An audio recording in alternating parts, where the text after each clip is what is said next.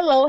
My name is April Malone with Yes, I Work From Home, and this is the podcast. I've got Brigette Heller with me today from here in Arizona with me. Bridget, thanks for coming. Thanks for having me. Hello, everyone. Yes, so we actually, I think we live in the same town, right? Is that right? Good old Gilbert, Arizona. So we Yep. basically met because our kids were attending the same school. Uh, and you were working, I was working, we were both working moms, but now you're working from home and so am I. Do you want to talk a little bit about what your journey has been like? Yes, so I am an entrepreneur at heart. I always have a couple businesses up in the air and going because that's who I am. Started at 17 with a hair business and just kept going from there. I've done anything from weddings to princess appearances to I've been brand ambassadors for a lot of companies. Anyway, I started getting too many businesses, too many opportunities, and I pared down and ended up working in a school, which is like you said, where we met, and I was the community liaison, which basically meant all of the jobs I had done for anything was all in one. I got to do their marketing, I got to do their events, I got to work with the parents and kids.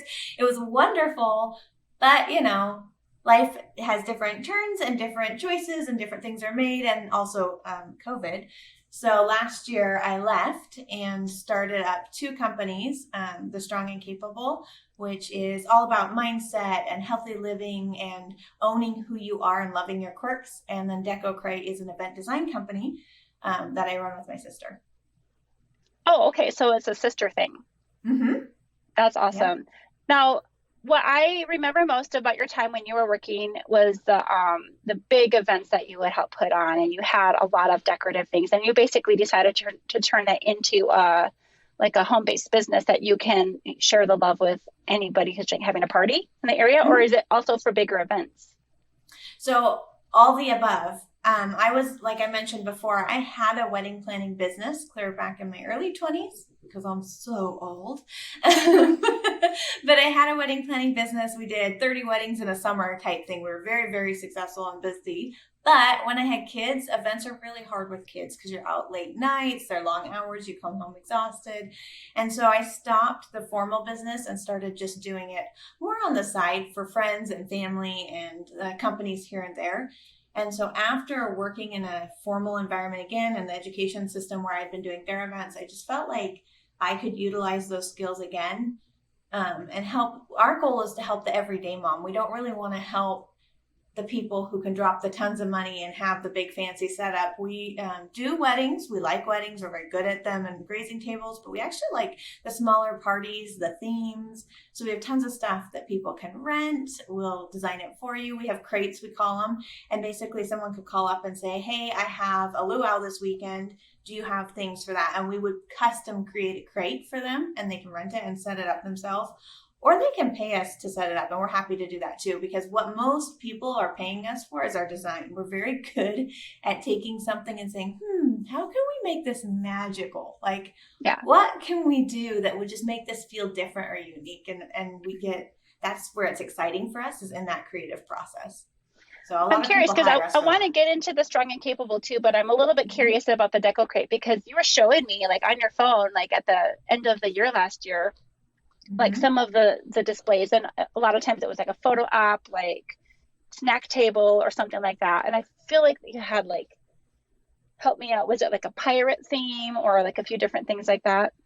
Yep, we have done pirates. We have life-size unicorns because we saw them online and felt like every girl needs a magical life-size unicorn in her life. We I just did a luau this weekend at my house. We did a whole murder mystery, and so anything like that. I'm really just I Ooh. have deco crating, I so I it's an have done excuse to murder mystery party. parties in the past, and that is a Mm-hmm. lot of work. And that sounds, yeah, I actually still own a bunch of my older games. So I will have to keep that in mind if we ever do one post COVID. Um, Yeah. has have you felt like, or did you feel as though the pandemic itself kind of like lended itself well to looking into that kind of business for like these Zoom parties and things like that, or did that hamper things for you? I would say it hampered us a bit because we specialize more in the in-person event. However, because we are the creative like I said, we're all about creativity more than even just events. We just want to make beautiful things and have people see them and celebrate them. But Right. we were able to work with companies, like we worked with a soda shop over Christmas, and we set up in their driveway, because it's a drive-through soda shop, a whole Christmas setup, and we had Santa there, and people could drive through and get their sodas because a lot of the kids didn't have an opportunity to see Santa Claus, and so they could Oh, drive through and see did Santa you Claus. organize Hmm? like Santa too? Yeah, well, actually, my husband was Santa Claus. You did. Yeah. So my husband was Santa Claus, and like I said, the kids would drop off the letters, and then the soda shop gave away a free cookie to all the kids that came through, and it was really festive with music. So we did find other ways of working with people that met them where they are. Lots of drive-through baby showers and drive-through weddings. Like you said, some virtual events where we would do the backdrop for the virtual baby shower.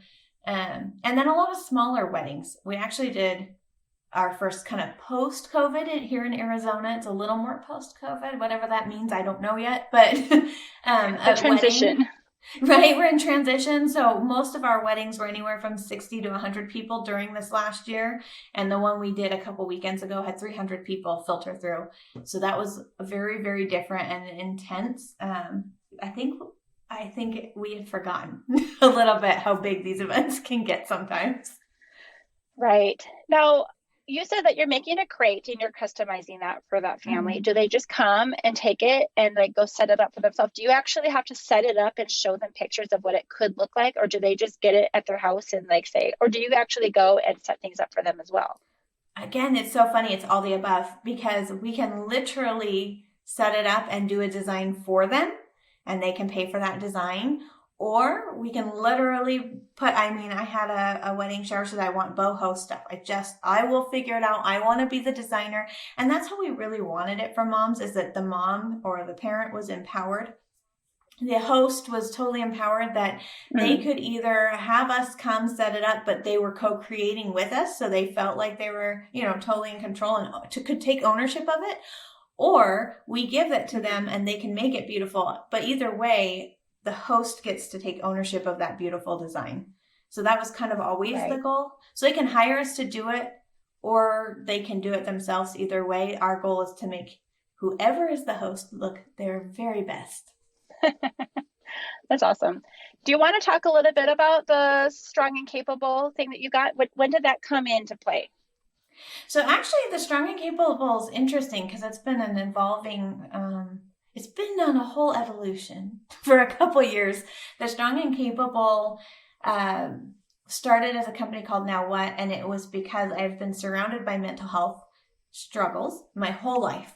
So Yep. whether it's borderline personality disorder, anxiety, depression, PTSD, OCD, I have very intense, close exposure either for myself experiencing it or people right around me. And I would often find myself in these situations kind of like, okay, now what? Now what the heck Mm-hmm. do I do? I just got diagnosis. Now what? And mental health, 1 in 4 people struggle with mental health, but it is still very much a thing that we don't talk about because it's intense and it's scary. Yeah. And so I started Now What? And 3 years ago, I just looked at my Instagram today, actually, 3 years ago, and just was posting little things about, did you know anxiety is this, giving the stats or giving techniques.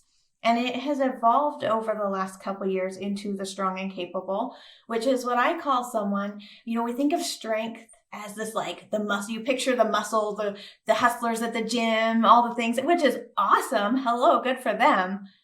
But most of us are not that. And like, I will never be that. That's not who I want to be, so I won't be. But I think our version of strong really gets kind of convoluted. And so the strong and capable is about educating people about emotional health, mental health, physical health, really what is strong and capable, because I believe we all are strong and capable. It's just us understanding it and having the tools to become it. Well, I'm glad you brought that up because we've talked about your the mental health stuff that we both have, especially with like close friends and family who have really struggled with different things as well. And what that feels like when you have to be the support person or the close, Mhm. loved one who is basically riding along, that journey with them and and how it can impact their own life and health and mental health as well. So I didn't realize that you had basically just taken that and morphed it into the new name. Do you Yeah. still have the Now What as well, or are they separate or just one No, thing so now? now what is the strong and capable? Yeah, it was interesting because now what was, like I said, it was that question I would ask every time I would be in an ambulance with someone I loved who didn't want to live. Yes. And I'm like, well, Yeah. now what? Now what do I do? Or Yeah. I can tell you so many conversations where I just need to talk and say, dude, life is crazy to somebody. But instead, I get this like slow backup from people. This like, Yep. whoa, Yeah. she's too much. She's intense. And so I am intense. I'm very dramatic. I love glitter and all the bright stuff, but I'm okay with it. And what I realize is we are all walking around in the world wearing this like mask, pretending to be I don't know whatever version we think we need to be. And the strong and capable is all about being boldly authentic. And like I said, talking about these real moments and knowing that just because I share this with you doesn't mean you have to carry it for me. We just can all be boldly authentic and be ourselves. It's okay. I appreciate people who do share, like some of those hard things in life. Like I think we're so used to just talking on the surface and like puppies and Mm-hmm. cats and dogs and I just said puppies, but like on kids and sports and even politics sometimes feels more safe than talking about mental health things because that Mm-hmm. life is messy and it can hurt and be hard. And I think especially as someone who has had a loved one who is very close, struggle with these things, when people do ask, how's it going, they are always asking about the other person, especially if they Mm-hmm. know that that person struggled, not realizing how much it has impacted our own life and Yeah. is continuing to affect our own life.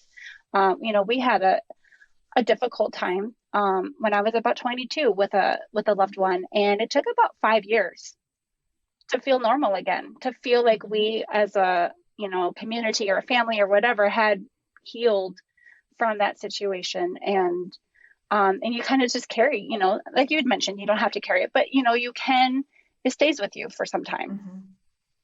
Yeah, yeah, the strong and capable, I realized really quickly was not about those who were suffering with the deep anxiety, depression, not the ones in the spin or the darkness, that hard place.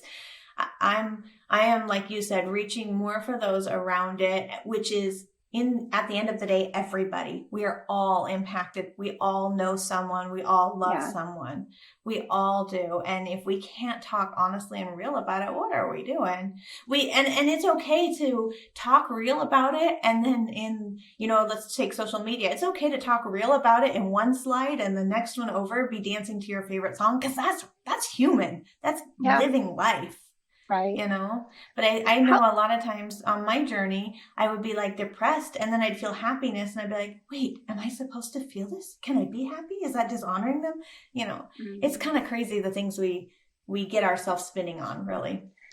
would you say that what you're doing with Strong and Capable is in any way similar or in tandem with or totally different from something like NAMI? I feel like it's different. I feel like it's different because they have a specific mission and purpose, and I'm trying to reach people and talk more about. So the strong and capable, I actually just was editing one of my podcasts for the strong and capable. I was talking about the strong and capable recipe, which starts first with mindset and really looking at not so much mindset as in the commercial way that people talk about it, but really doing a mind inventory. What's happening there? What's your thoughts? What are you going to do with them?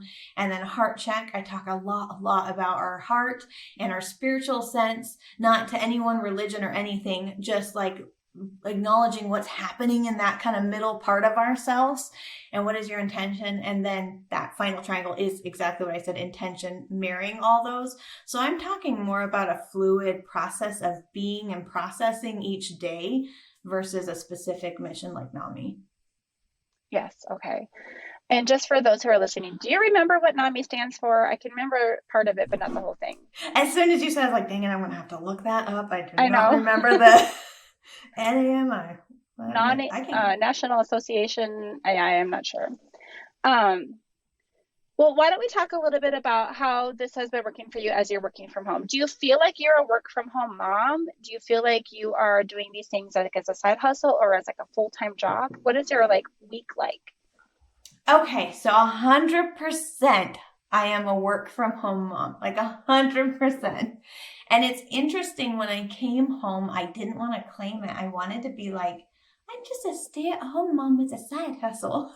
Because I'm all about the side hustle. I can get on that.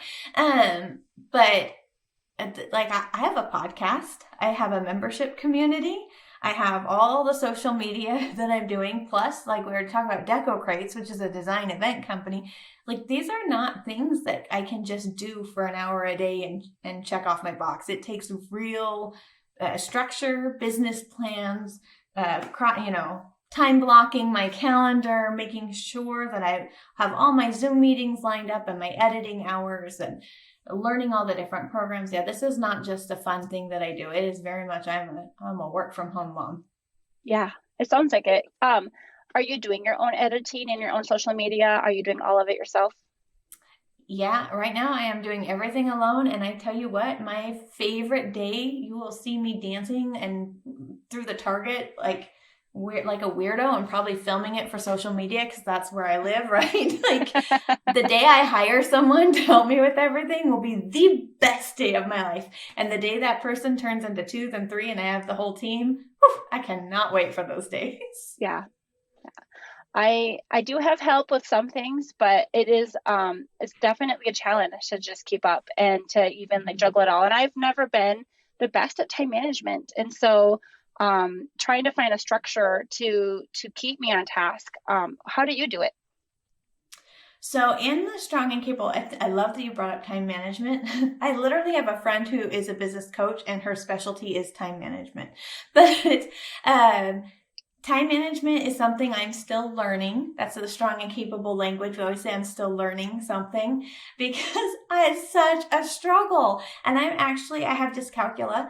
So numbers for me mix up, just like Okay. dyslexia, it's numbers for me and Okay. time. And so time is very confusing. And so I have the world's largest planner and I can't even do it digitally. I have to write everything out. Everything. Mhm. And even then, I swear 2 or 3 times a week, I'm like, I'm so sorry I messed this up. Time management is a struggle. But what I do know is you have to block everything out. You have to set your intentions. What are my 3 intentions?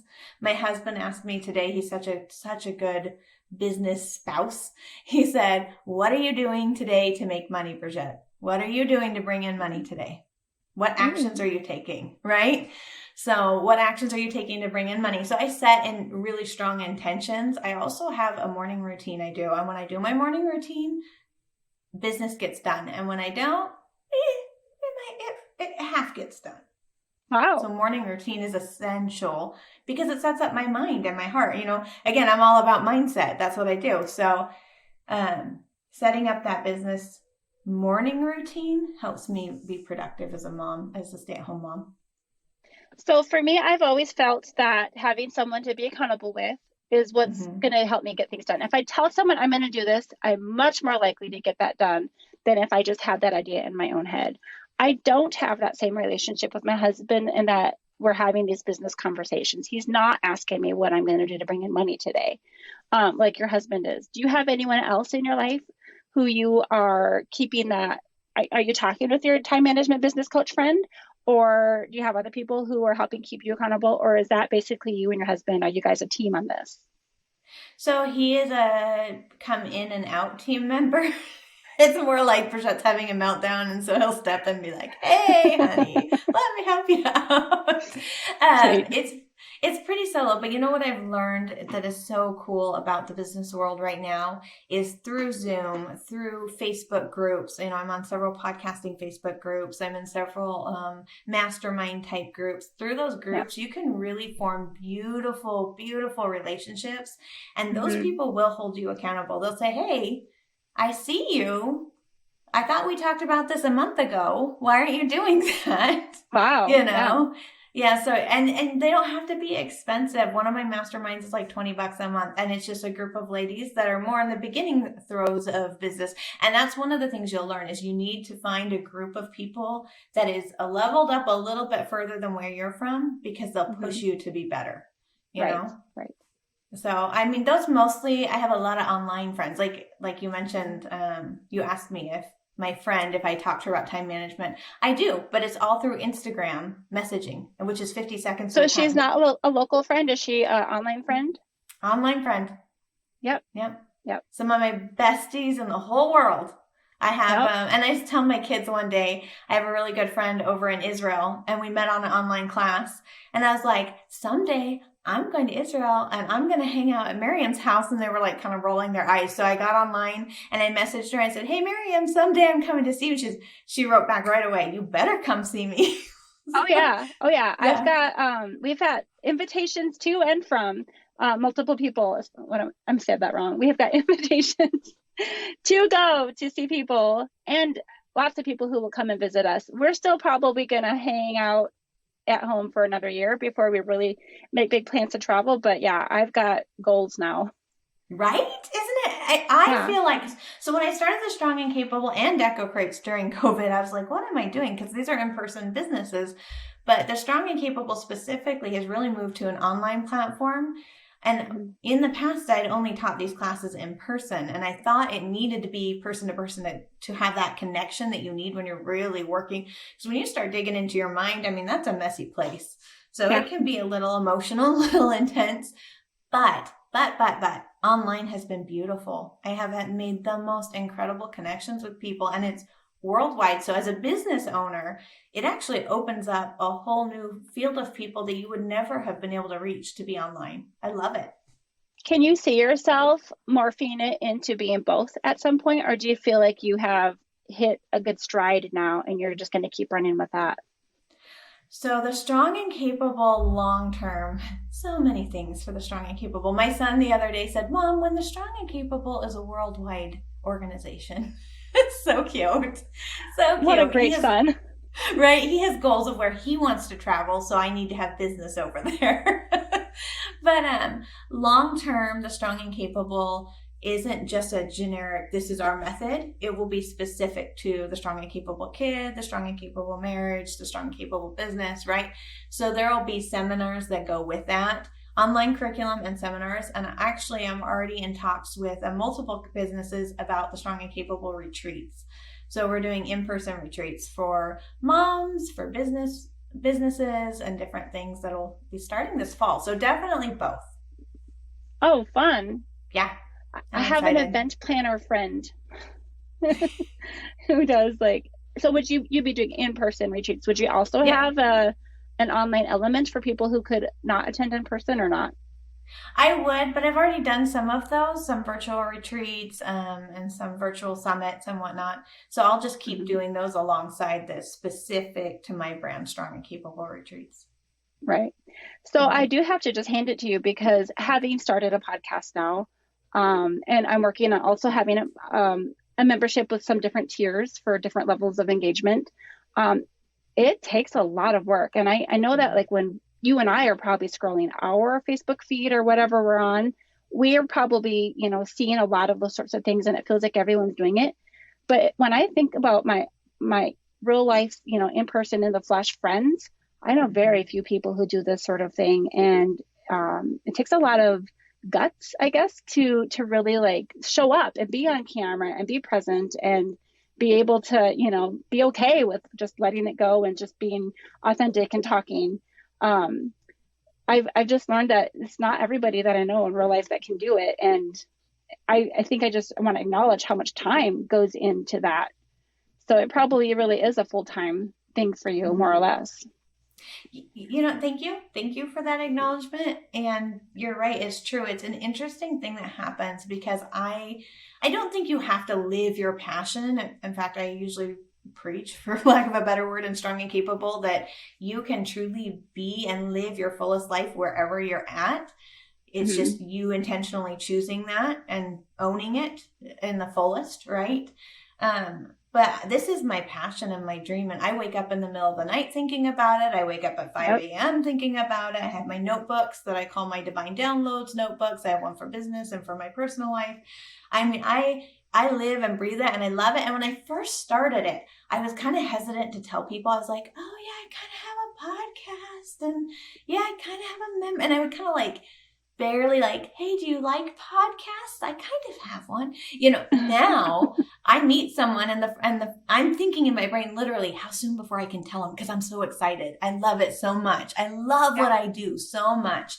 And so but like you said, what's interesting as well, I found a ton of like-minded individual friends online. In real life, there is a separation that starts to happen, and it can get very lonely. It can get very lonely to be all in these different areas of your life, especially I think any working mom, anytime I've been working on any level, any working dad, like if you don't have community when you come home, it's just very isolating. Yeah. It's very isolating. So anyone working and going all in on it, they are a strong human. Like you said, they need that acknowledgement. Anyone listening, you need to know you are a rock star. And like you said, living a different life than most people, that's a unique and beautiful thing. The world needs those people. Yeah. Do you want to talk about what you're doing to balance all of these changes with your family life now? Well, the biggest thing I'm doing for balance is in the moment giving myself permission to be present. And that is hard for me and my personality type to do. I would be a workaholic and let the world pass me by. So it's very hard for me to pause and to be present. But, I have a daughter. She's a senior this year. She graduates in a month, which I cannot believe. And the biggest thing is when she comes in the room, I put it down and I literally say to myself, Brigette, in 10 years, if you don't put this down, you will regret this. This is the moment. This is the moment to be present with her. And so I walk myself through it in my head and I tell myself, this is the moment to be present with this child. This is the moment to build a memory. Because if I can give my moments purpose, then I can find a better balance. And that's what I need. I need purpose behind my moments. That's good. So you have, let me think, 3 children? Mm-hmm. Are they in school during the day, or did you guys do an online option this year? Well, has anybody had a real normal year? No. Right? So they've been all the above. They've been online, they've been hybrid, and they've been in person. Okay. But right now they're all in school. My senior does come home about halfway through the day. I think I heard the door open a little bit ago and that she's home. But so they're home and they're back in their choir groups and the things they're doing. So it is a full life, but I am thankful from about 9 o'clock to 2 o'clock that if I'm intentional with my time, I can get a lot done right now. Okay. Wow. Yeah. We have not had that here. We still don't know what we're going to do next year either. Because when we had the kids come home for their online, everyone was online last spring. And I was already looking at starting my, work from home business come summertime. And my kindergartner was going to be, full-time kindergarten 5 days a week. And here in Arizona, we start at the end of July, sometimes the beginning of August. And I was like, finally.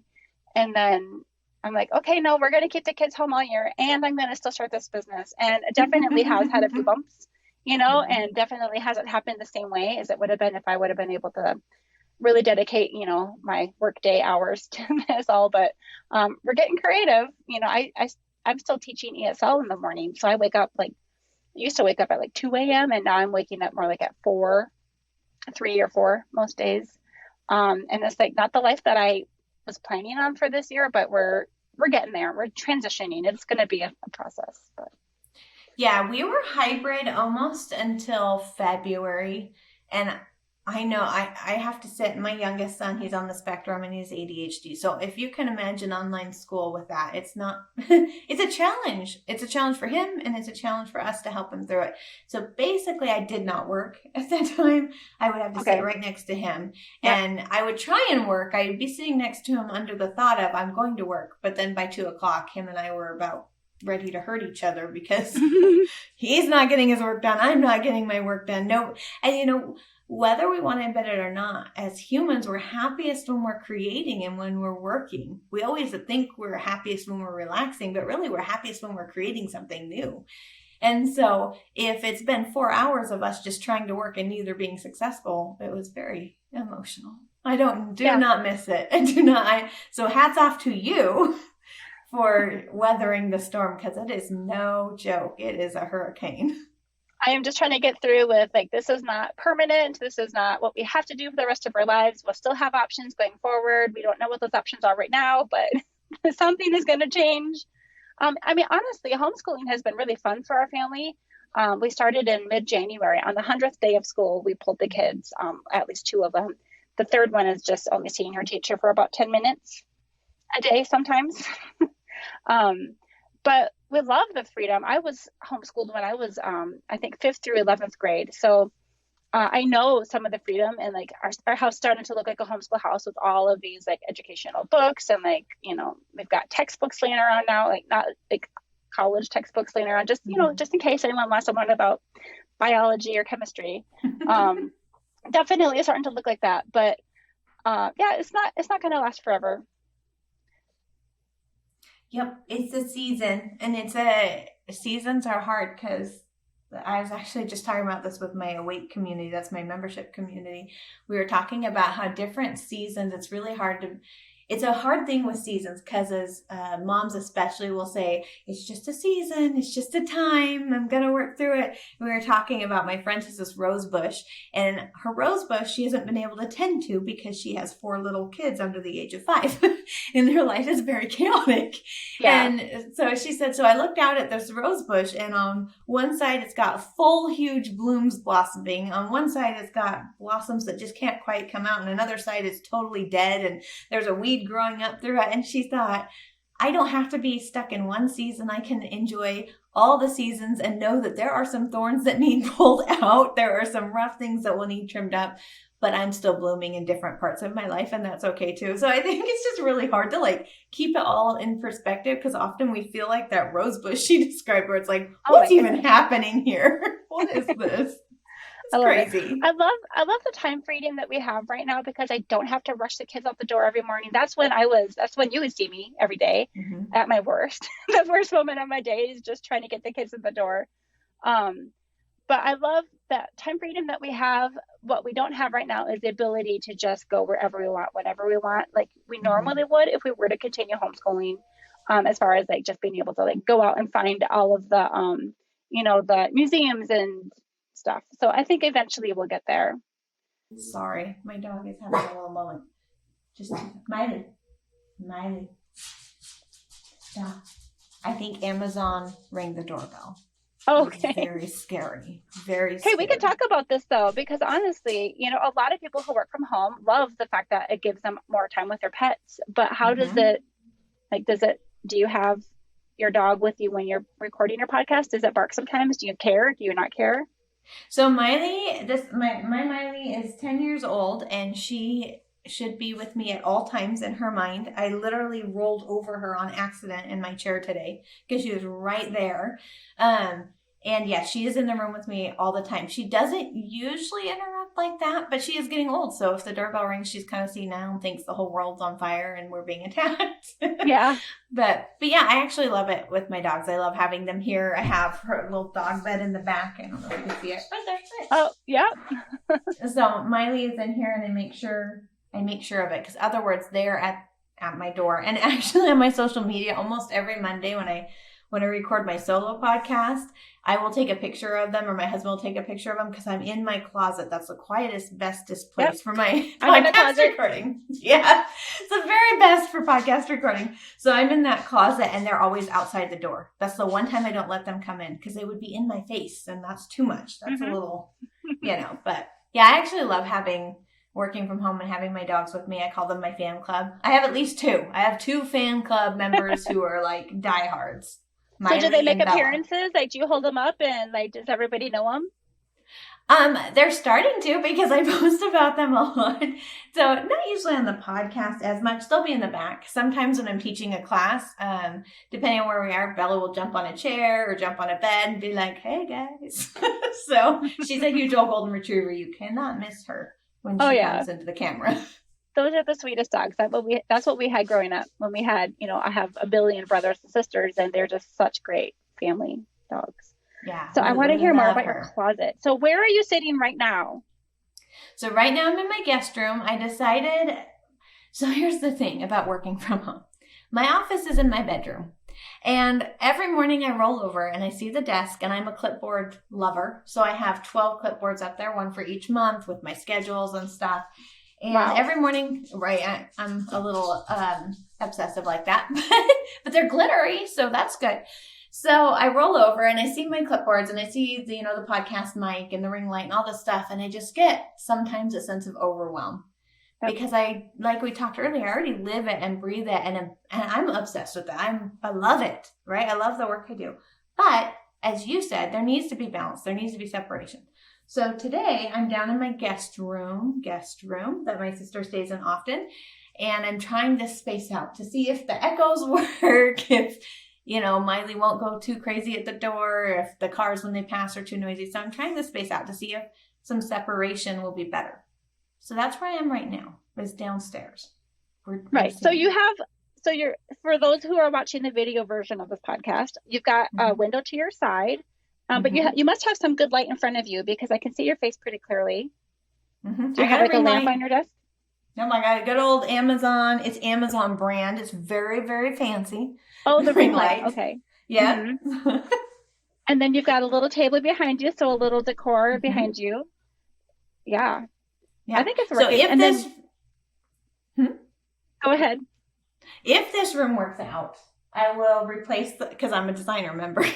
I'll replace my light, and then the wall back there I'll do a fun treatment too, so that it's prettier in videos and pictures and whatnot. And then I'll put my clipboards in front of me if it works out. What it'll mean is when I have guests, which we do often here at our house, because we have a lot of family. I'm the oldest of 7, and my husband's the oldest of 5, so we have a lot of family. You understand? Yep. Yeah. So then I would move, back to my room. But I'm feeling like that balance might be better if I'm working down here 75% of the time and 25% of the time up there. So I originally started off in my guest room. We had the bed in there. Now, did you know if you want to claim your office area for taxes, you shouldn't have a bed in there. So basically you can only claim the part of the room that you're physically doing your work from. So when we actually measured the space, I'm in a small walk-in closet, and it's small. I mean, I can't remember for taxes, we figured it out, but it's like maybe 7 foot by 8 foot, maybe. But we can claim all of this room because it's only business. But if you have a bed in there or other personal belongings, it muddies that a little bit, and it could be a little bit trickier in an audit. So keep that in mind. If you are going to be doing a thing where you're switching back and forth taxes, you might want to keep that. Is there another place where your guests could stay in your home? Could you make them bunk with your kids or something?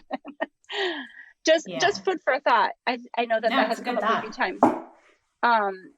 But yeah, that's exactly why I ended up in this closet, is because my husband's parents were coming to stay, and they, were going to use the guest bed for the first time in the room that I was working from. And I had to take everything out, and it was maybe your workspace is a little cleaner than mine, but I have a lot of stuff. So when I moved it was a really big deal. It was like a whole day scrambling. They were road tripping, and they came a little sooner than we were expecting by like 3 days. And so I was just like pushing really hard to get everything out, to get it cleaned up, to get the bed made over, and then to get everything. I was going to put it in my bedroom temporarily, and I was like, screw that. And I just shoved my desk into this little office, what is now my office, but it still had all the clothes in it, which is really good for echoes. So if you have like a closet filled with clothing, that's really good for podcasting. But I took out the clothes, and I just have so much stuff in here that it doesn't matter. So which closet are you podcasting out of? So when I podcast, it's out of the closet in my bedroom. Like you said, it's a walk-in closet. It's got clothes all around me. And I do often take a picture of that for my Instagram. I put on there like, hey guys, just finished a podcast. Because like you said, it is the best for sound, and it's a room within a room. So you don't have, the trucks driving by or the kids going up and down the stairs. So it is really good. I've thought a few times about changing that into an office, much like you have. I have seasonal depression. I have SAD, right?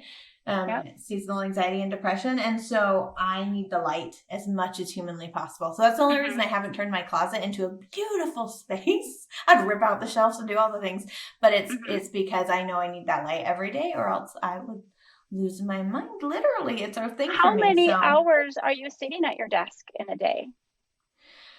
It depends on the day. Anywhere from 4 hours to 6 hours, I think.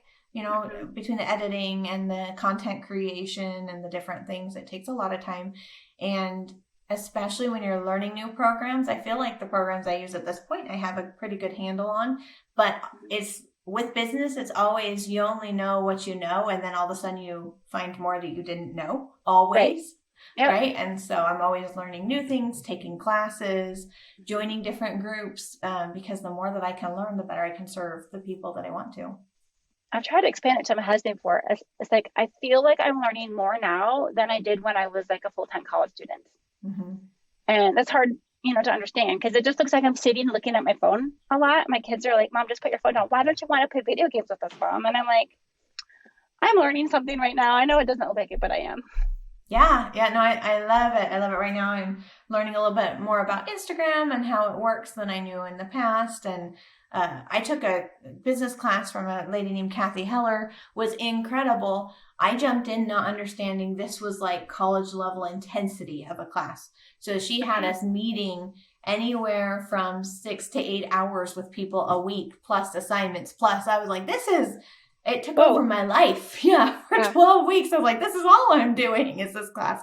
But I learned so much and I loved it. I mean, I loved it. So, More than you knew when you signed up for it. Sounds like. yeah, it's interesting because I know a lot about business, having had several businesses, but I didn't know much about the online space, which is what she was heavily focused on.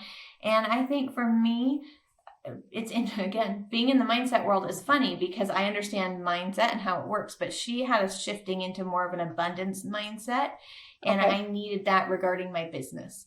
I hadn't Okay. applied it to my business. I had been much more in a scarcity kind of a, how will I ever make it? How will this ever work? How can and so I needed that push, and it was unexpected, so that was kind of fun. It was a lot of work and an unexpected benefit for me. There you go.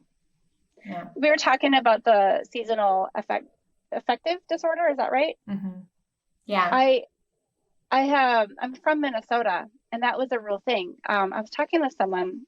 I was teaching an English class. This is going to be a little bit of a tangent, but we were teaching a class about in Mexico City. They want to build.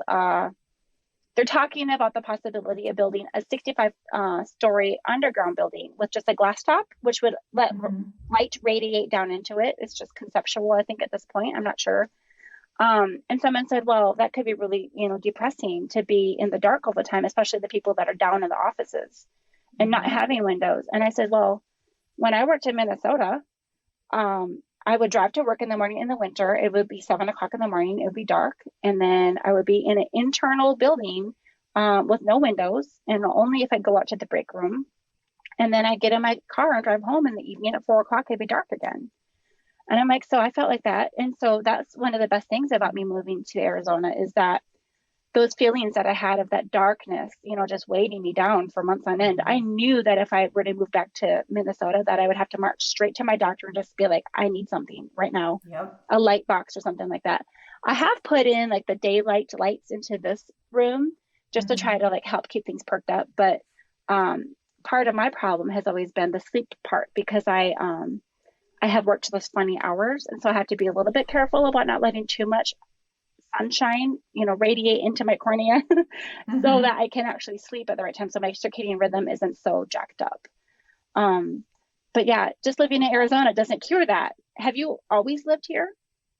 No, so I grew up, my dad was Air Force, and we moved a Okay. lot because my dad, we're all over the West Coast. And then once he got out of the Air Force, it's like my family my mom had the itch. So then we continued to move every 6 months to a year. We moved a Okay. lot. So I Mhm. basically lived in every state on the West Coast, 2 states in. Okay. So I went to college or high school though in Montana, and that was really where we started to know the seasonal issues. And my mom would actually take us, all of us kids, because a lot of us girls dealt with it. She would say, "Okay, we're going to California for a week. We're going to spend it on the beach," because Oh, she knew we wow. needed the light. Yeah, it was really, really obvious and really bad. And I actually have a lot of friends and family in Alaska as well, because that's where I was born. Oh, And a lot of them deal with the same thing, and so they have the lights to help them and the different things or they'll hmm come down and see us down here. Arizona hmm has been the best place to live for me yeah. in regards to that. One of the funny things that I didn't realize, I should have known, obviously, when I moved here. So in the winter in Minnesota, the days are very short in the winter, and the Mm-hmm. summer, the days are very long. And what Mm-hmm. actually happens here in Arizona is a little bit more even. So at 9 o'clock at night, it might be dark here in Arizona when it's still light in Minnesota, which obviously, of course, that makes sense because I think of Alaska. Yep. It's either all dark or all light at Yep. some point. Um, Mm-hmm. but yeah, it's just those funny little things that you don't really think about until you literally live somewhere. But yeah, do you want And to that's talk how at Montana all? was. Oh, go Was ahead. closer. That's how Montana was. It was just closer to the North Pole, right? So Yep. the Yep. closer you get there, like you said, the more dramatic that is, the darkness and the lightness there. How far north did you live in Montana? I have a sister who's thinking about moving there. We lived outside of Missoula. Okay, that's where my sister wants to go live. Oh, yeah, it's beautiful. It's beautiful there. I loved it. Actually, I used to say, and you might know it, but I used to say, A River Runs Through It, that movie. Do you remember that movie? I remember the title, and I know I probably saw it, but I don't remember it. So A River Runs Through It is beautiful. Brad Pitt's in it. And the valley they filmed it in, the area they filmed it in, that's literally where I grew up. The And Bitterroot it's called, Valley. yep, the Bitterroot Valley. Mm-hmm. That's where she's Florence, going. That's Montana. where I guess I shouldn't speak so boldly, but yeah, my sister is eyeballing a lot of different areas, and that is one of them that has caught their eye. It's Yeah. interesting. Maybe I'll have to connect you to her so that she can get the inside scoop on what it's like Yeah, no, there. it's beautiful, beautiful there. And I always used to joke like he goes and gambles in this tiny town called Lolo, Montana. But that's where I went to church, so it's like always Okay. cracking me up. Like he was gambling in this and tiny town. We had to stop. We only had one stop light, and that wasn't until after I graduated high school. I mean, it's Yep. tiny, tiny. Loved it. Yep. The city that I grew up in, they still don't have a stoplight. I think there's one stoplight in the entire county. So funny. Maybe. I'm always really curious to learn more about people's office equipment and like what things have worked and made them more comfortable. I've struggled for several years now with a lot of like neck and shoulder and back and issues, Mm-hmm. just like shoulder muscle pain. And so I'm always trying to like find a better way to sit. And I know that since aesthetics are so important to you, design, I can see you're probably struggling a little bit with wanting it to look pretty, but also I have to sit in that chair for 6 hours. Yes. So my chair behind me is pretty cute because, like you said, design is important to me. It's highly uncomfortable. Uh-huh. But But this I is not your decided, permanent station right now. well, I moved my work chair down. Okay. But I actually did that intentionally because, well, I didn't. I decided it was intentional. I ordered it. The ratings were good. I was like, okay, it's comfortable. It's good. And then when it came, it was so uncomfortable. And I thought, oh my gosh, I got to take this back. There's no way I can work on this 4 to 6 hours or more, 12 Mm-hmm. hours, depending on the day, right? Depending on the day and what the deadlines are and whatnot. But I decided to keep it. And the reason I decided to keep it was because, as we talked about, I need work-life balance. And so if I'm uncomfortable, it does help me say, hey, maybe it's time to get up and go work in the Oh, backyard or work at my okay. table. I have a really nice table with some big chairs. So maybe I'll work over there at the table and I have been trying to work outside because in Arizona, we're about to hit the heat where you Yep. won't be able to anymore. So I've been trying to Yeah. enjoy the outdoor weather. And so I allowed myself to keep the uncomfortable chair under the thought that it helps me when I'm uncomfortable. That's my signal to get up and move. Okay. Well, that's good. Yeah.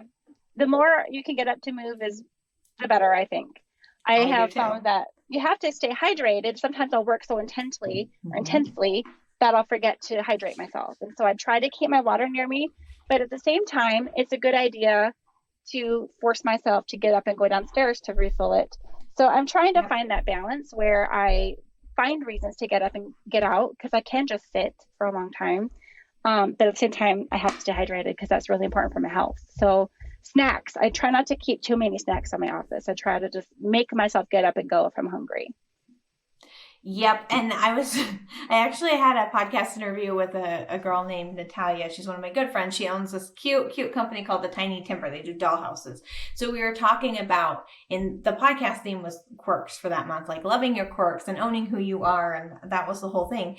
So we were talking about owning a business with the quirks alongside that. And we were joking that, I've given myself permission. She's given herself permission, things to eat, go to the bathroom. Yep. It's like you have Yep. to tell yourself to do them because you can just get working or so obsessed, or you need this deadline, right? That sense of scarcity, like I said, or that lacking of like, I have to do it. Oh my gosh, the world's going to fall apart if I don't do this, this, and this. And so you make yourself miserable and don't allow yourself to go to the bathroom, which is so funny. Speaking of which, I have had to interrupt, I think, 2 interviews now and be like, I'm so sorry, but I just have to go to the bathroom.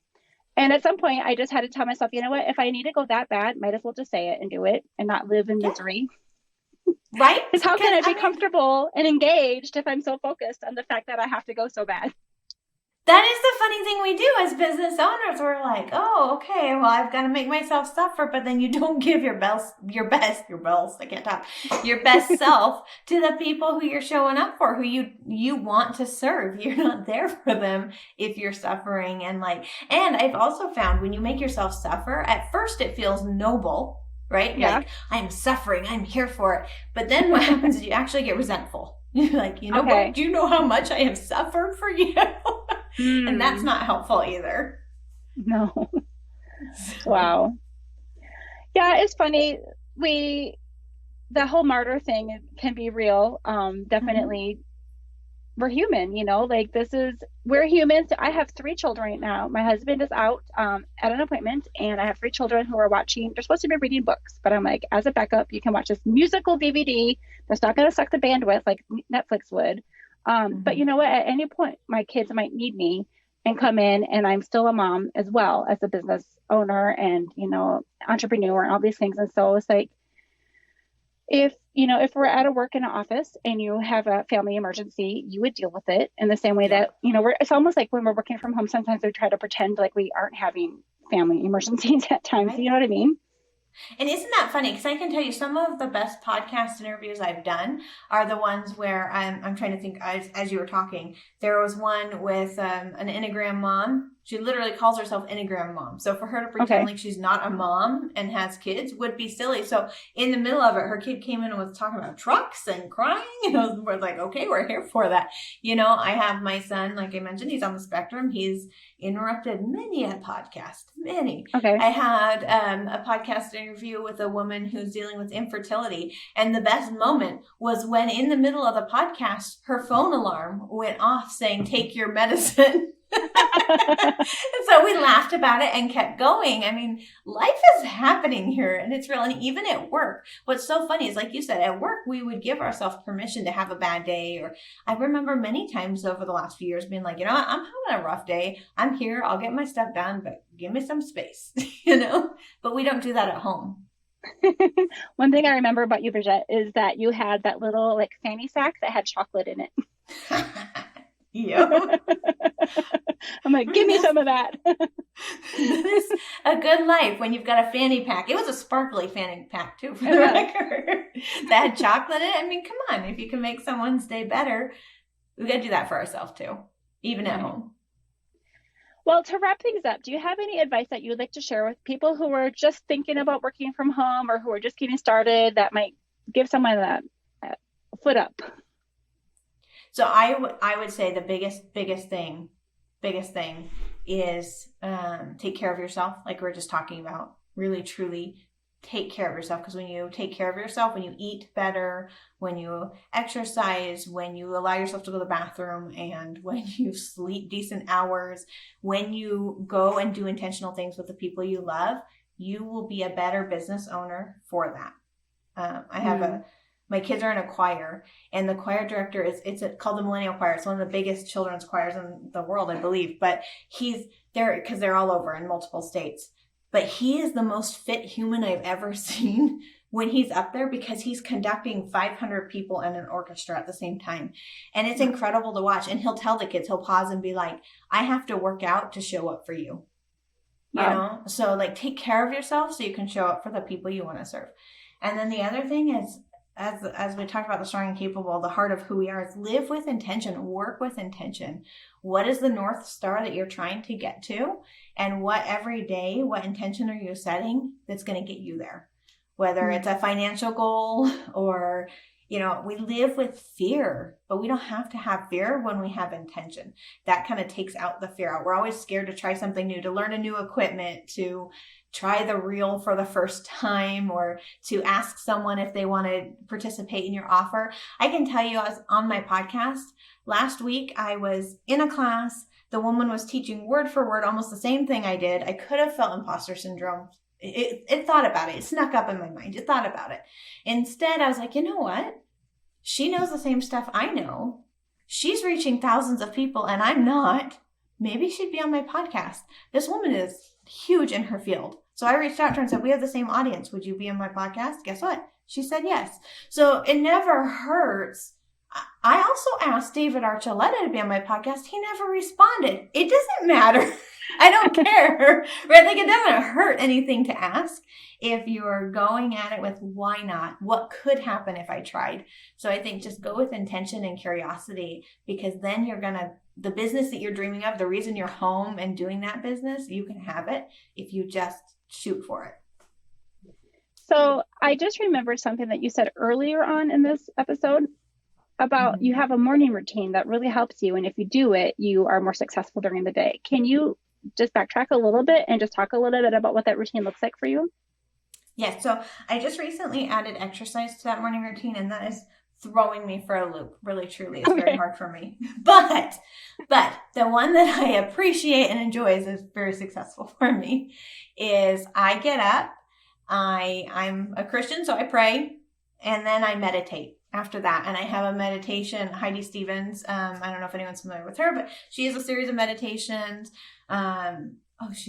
What's the doctor? I can't remember. I have a million different meditations I do, but I meditate. I allow my brain to clear and reset, because after the kids go off to school, that, as you mentioned, that's a chaotic, rough time in the morning. So I've got to reset. So I meditate. I have a vision board that I've created on my phone. And so I will hit play. I just made it literally in my photos. And so it's 50 pictures of things that I want to do in my business, things I want to do with my family, things that I've done in the past that brought me intense joy. I put it in my vision board and I play a song to it. And I'll switch up my song because that helps me see things differently, even though it's the same pictures every morning. And when something inspires me, I'm like, oh, new one for the vision board, and I'll stick it in there, right? So it's I've never heard of So is it like a slide pack, like a slideshow, like an iPhone kind of thing? Yeah. So if you have an iPhone, you probably have different albums for your pictures, right? Like here was a Christmas album or whatever. The cool part is when you put pictures in the album, you can name it. So I named it Vision Board. And then let me see if I can just do it for you really quick. I'm familiar because I can do that with like different people.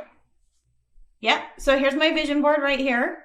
And if I click on it, the 3 little dots up at the top, if I click on those, it will say, do you see that? Slideshow is the second one down. Right. Okay. So it's a slideshow. Yep. So if I hit slideshow, it'll just start showing the pictures. And it goes through all of them? It goes through all of them. And you can speed it up, slow it down. You can use the Apple options for music. I just play some other music on top of it and watch it because I didn't like their options. Did you think of this yourself, or had you heard of someone else doing this vision board in this way? Because I've only ever seen people do like the poster version.